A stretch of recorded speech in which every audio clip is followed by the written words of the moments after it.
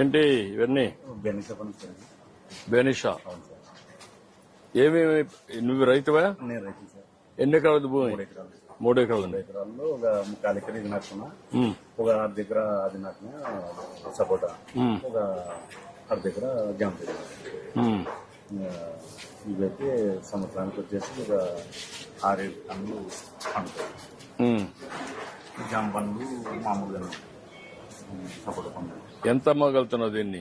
ఇది 80 రూపాయలు సార్. ఇది నువ్వు రేటు ఇప్పుడు చేసావు కదా ఏమ్మా? Board rate. Um. Board rate కూడా ఎంత రాస్తే అంత. ఇప్పుడు నువ్వు ఎంత డిసైడ్ చేస్తున్నావు? 80 రూపాయలు. 80 రూపాయలు డిసైడ్ చేస్తున్నావు. సారోళ్ళు రాస్తారు బోర్డు. కేజీ 80 రూపాయలకి అమ్ముతున్నావు. అందులో దీనికి మందు కాదు కదా సార్. ఆర్గానిక్ చేస్తున్నావు. సర్టిఫికేషన్ ఉందా నీకు? సర్టిఫికేషన్ ఉందా? ట్రేసబిలిటీ సర్టిఫికేషన్ కూడా వస్తుంది ఇప్పుడు. అంటే నువ్వు ఏ పొలంలో పండిస్తున్నావు, ఏ రైతు పండిస్తున్నాడు, దానికి జియో ట్యాగింగ్ చేస్తారు.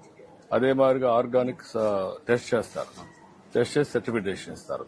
అవి రెండో వస్తే అప్పుడు ఏంటంటే ఇది ఆర్గానిక్, ఎరువుల మందు లేదు, క్రిమిసంహారక మందులు లేవు, కాబట్టి మంచిది అనేది వస్తుంది. అప్పుడు ఇంకా రేట్ ఎక్కువ వస్తుంది. చిన్నది కదా అని పెట్టుకోలేదు. రెండోది ఇప్పుడు కొత్తగా కవర్స్ వచ్చాయి. అవును సార్. ఇచ్చినారు సార్ నాకు. ఇచ్చారా? ఇచ్చినారు. పెట్టినాను నేను కవర్స్ పెట్టావా? పెట్టాను. ఈ గేమ్ ఏం లేదు. డిపార్ట్మెంట్ వాళ్ళు ఇచ్చినారు సార్. ఇచ్చారా?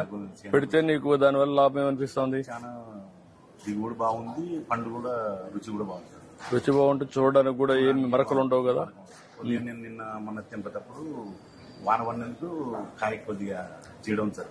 అప్పుడు ఆ కవర్ అయితే అప్పుడు వాన పడిన పెద్ద నష్టం ఉండదు.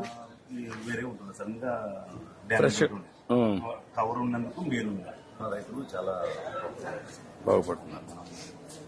కాబట్టి కూడా లేకపోతే వేరే వేరే ఉంటే మనం వాళ్ళకి మీరు మన నీకు మొత్తానికి ఎంత వస్తుంది ఈ సంవత్సరానికి? 1,20,000 దీనికి ఒక 70,000-80,000 వస్తుంది.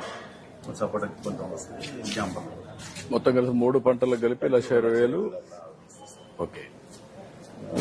పిల్లలు చదువులు అవన్నీ ఉంటాయి కదా.